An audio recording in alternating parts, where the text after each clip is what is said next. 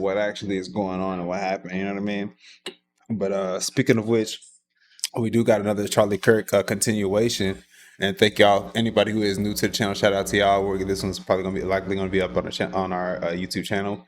We're closing in on our tier 1 partner goal, so greatly appreciate anybody who's pulling up. Please like, subscribe on the YouTube if you have not already. But yes, next we got from the Mistee channel. We'll be reacting to this today. Erika Kirk bans Candace Owens from Charlie Kirk's memorial. Right, we saw she didn't show up, but now we get to see if we see if Mistee has uncovered as far as the details. Because word in the streets is that Charlie Kirk's wife.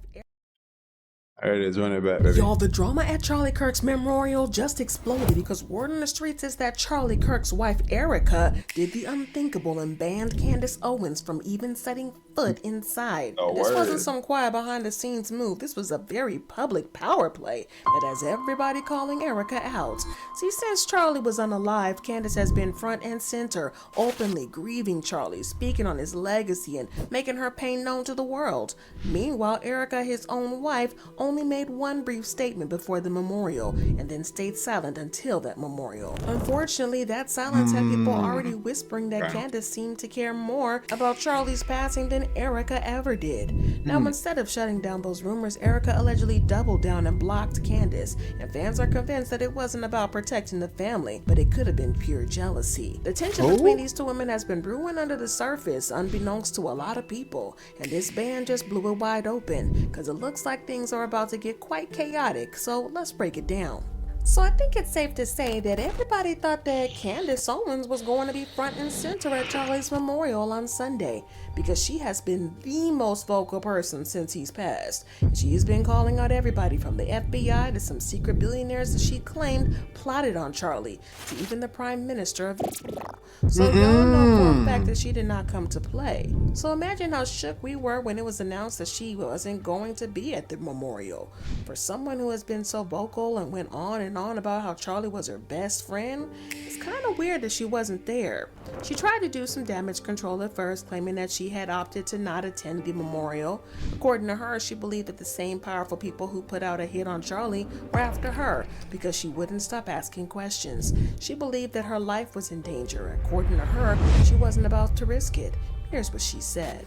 I said there is no way we are going to this event now. There's a 0% chance. First and foremost, why are you saying invite? Anybody can go to it. You just buy a ticket to the event, and you're all working to try to get me to confirm that I'm going. And you're doing this as if you're trying to like push my buttons and be like, we got to make her get into her ego so she like shows up and like posts it on social media. Nope, actually, you know, while I'm attacking the feds, maybe not going to a public event which the feds are organizing is probably a very good idea. I'm good. You know what I'm gonna do? I'm gonna listen to Power on my headphones and go see Ye. How's that for a memorial for Charlie Kirk? That feels like the right thing for me to do right now. Now, in another video, fans are convinced that she kind of sort of threw shade at Erika. She hinted that Erika might not be in full control of the memorial or anything else for that matter. Erika is in like full control. I would hope she's in full control, but I don't know because I'm hearing some stories about donors that are pushing things. I'm hearing about the pressure that's even happening with planning this event. And at first, her claims about being scared for her life kind of made sense. I mean, her friend did get unalived, and it has caused a whole lot of tension on both sides. But when fans actually thought about it, the math really wasn't mathing. But to be fair, Candace has stepped out on a lot of toes because of her claims about what happened to Charlie. But on the other hand, the memorial was guaranteed to be maximum security. I mean, the entire reason the memorial was happening in the first place was because a man got unalived, partially because of the lack of security. Plus, the president and the vice president were also in attendance, which meant that there was going to be even more security. So it's not like a sniper could have just taken her out while she was speaking on stage, right? Well, y'all can say whatever you want about the FBI and the current bureau leadership, but they're probably smart enough not to take her out at the memorial because all fingers would have pointed back at them. And this brings us to the question, was Candace really scared for her life, or was there something else going on? Because fans are convinced that there is indeed something else going on, and that something has. Yo, thank you, Forrest, for the follow. Appreciate that.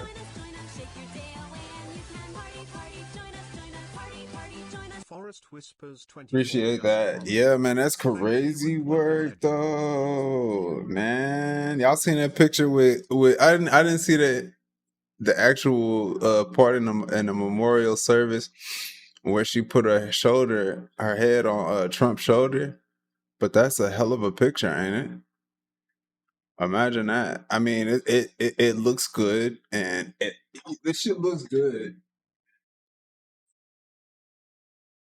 Don't get me wrong, it looks good. But my thing is, this shit looks almost too good, like almost too good to be true.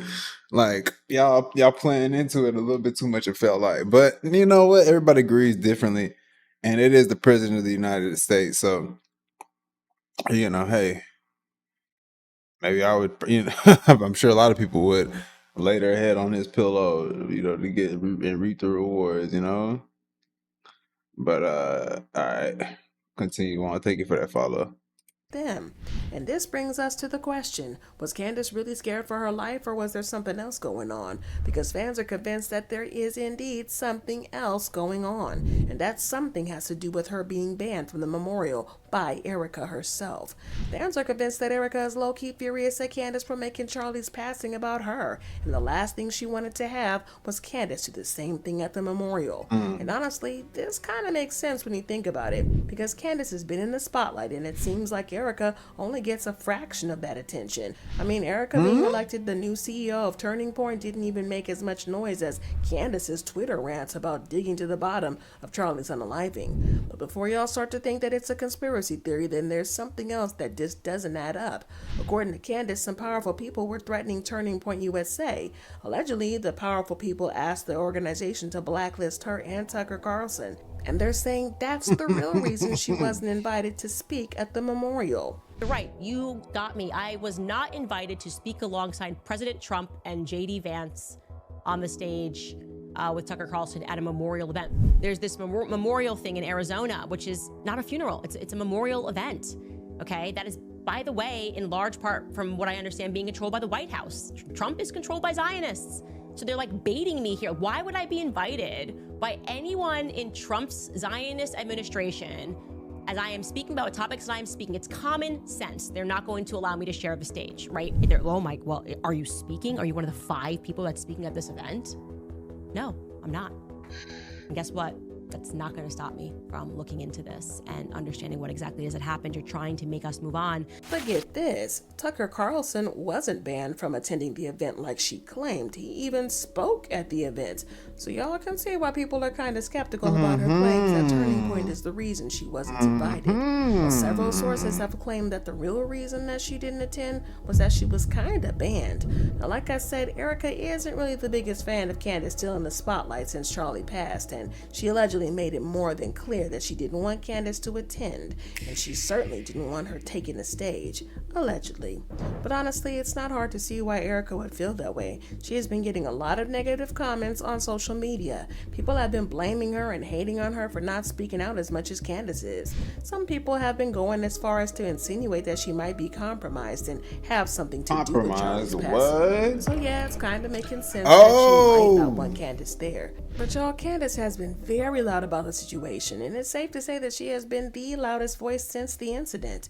And from the looks of things, it doesn't look like she's quieting down anytime soon. She was one of the first people to hop online and hint that there was more to the story than met the eye. For example, when a Twitter user posted something interesting saying a private jet under the tail number N8AKG left Provo Airport an hour after the shooting suspiciously. 30 minutes into the flight, it drops off of ADS-B illegally and reappears headed back to Provo approximately an hour later. Why did this plane turn off its radar? Where is the shooter? Well, Candace replied to this and said, if anybody knows anything about this, please comment below or email tips@CandaceOwens.com. She also made it clear that she believes that it was an ordered hit, saying, who called the hit on Charlie? We need answers. She then took it further by hinting that there was some sort of cover-up going on at upper levels. She tweeted, the feds immediately interjected and took over the case from the local police departments. If they had wanted to catch Charlie's killer, they would have immediately publicized all pictures and videos, and the internet would have solved it in minutes. The desire was never there. When the feds also announced that they had arrested the shooter, she then claimed that Tyler Robinson didn't act alone, tweeting, more people were involved and we need to know whom.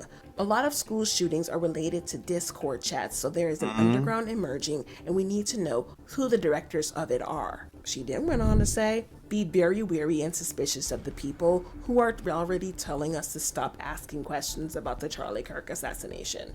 Oh, and remember that whole cover-up stuff? Well, she seems to think that the FBI is in on it because she retweeted this post that said, I guarantee the FBI was in that Discord server, and that's why we won't get in there before it's been scrubbed.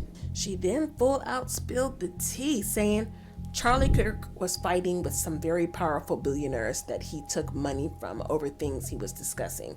The pressure on him was immense over the last 2 weeks. The truth will be revealed, the messages will be leaked, and the movement he built will rise up. So it looks like she does have some type of receipts to back up her claims, but she also retweeted this post that said, Charlie was about to lose his last major donor because he refused to ban Tucker Carlson from events. There are a lot of people shedding crocodile tears. The billionaires must be exposed for the cretins that they are. And Candace made it crystal clear that she's not backing down either. Even after news broke that FBI had officially launched an investigation into Tyler, digging for possible accomplices, she refused to fold. Instead of going quiet, she pushed even harder, proving that no amount of federal heat was going to scare her off. According to reports, the FBI has not ruled out that others may have helped radicalize or aid Charlie Kirk's alleged killer per Bureau sources. Agents are combing through chat logs, dark web activity, and the suspect's affiliations. An FBI official said, we are focused on the radicalization element. The truth will not be hidden or buried or classified. The public will know. No stone should be left unturned. The public deserves answers on who radicalized this degenerate, and they must be held accountable. Well, Candace was quick to call BS even on that, saying, we know they are lying.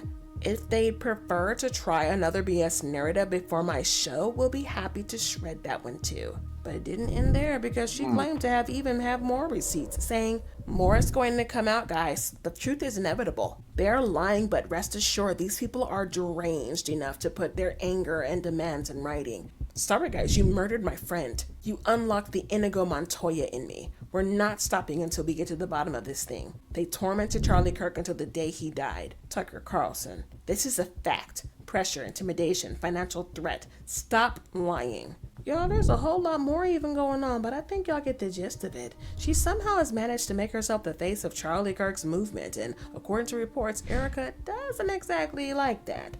Also, one thing that had people feeling a type of way is the fact that she never really said anything about Erika. While she was going on and on about how she was going to get to the bottom of things and get revenge on whoever ordered the hit, she never really said anything about Erika, his wife.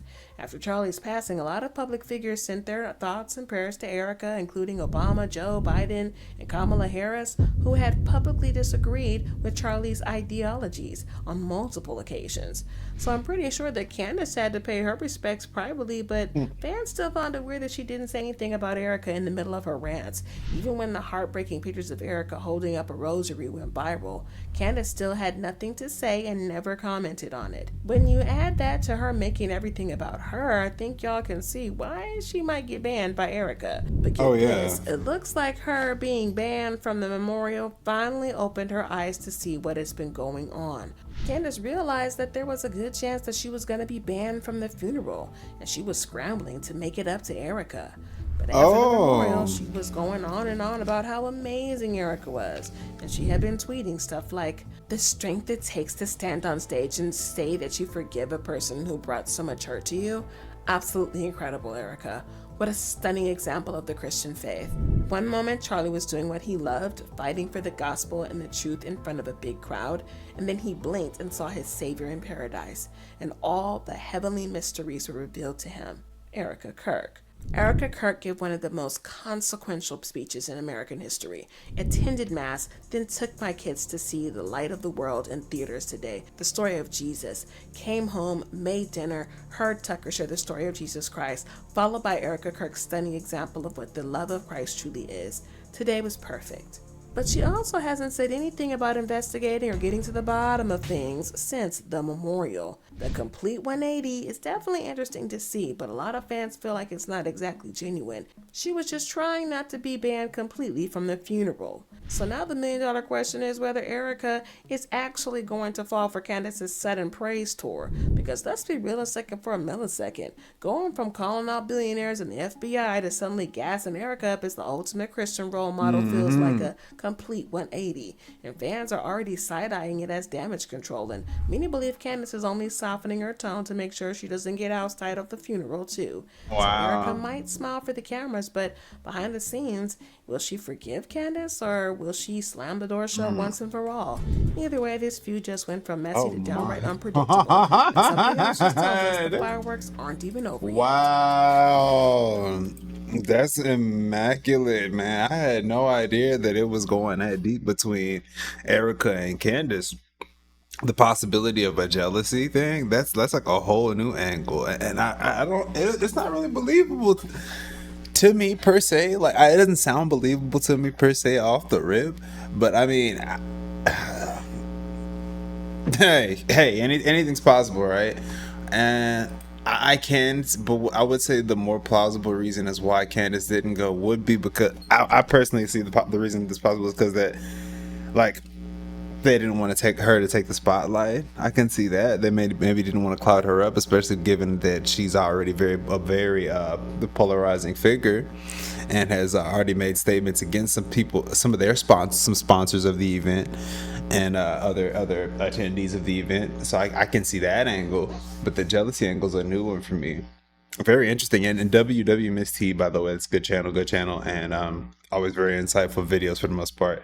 I haven't really seen too many duds from that channel, so big W's there. What else? Candace Owens. I mean, if I was Candace Owens, I wouldn't give a fuck.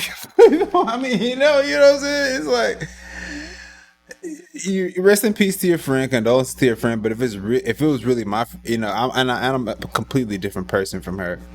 But if it was one of my friends, man, bruh, I probably wouldn't make 1,000 videos about him. If it was like, unless it was one of those situations where it was those big entities involved. But otherwise, I'm gonna be behind the scenes, man, hiring private. If I gotta hire private investigators first to get the evidence and the facts and figures that I need, then we'll do that. Then make the videos and stuff like that, but make sure to consult the proper channels so I can get the right justice. But bruh, I don't see myself making no 8, 9, 10 videos about that shit back to back, and I don't have any evidence to really corroborate anything. It'd be absolutely not. But nonetheless, I mean, hey, that makes for great entertainment at the least. and no, but seriously though, and on a serious note, condolences to the family, man. I hope they, that's the most important part. It's the kids too. Like, even everybody has their beliefs in about him, and people can be idiotic and hateful in life. The kids, man, that's the ones who's really affected by that situation, I feel like, the most. So hope they can all heal and get things together and stay right.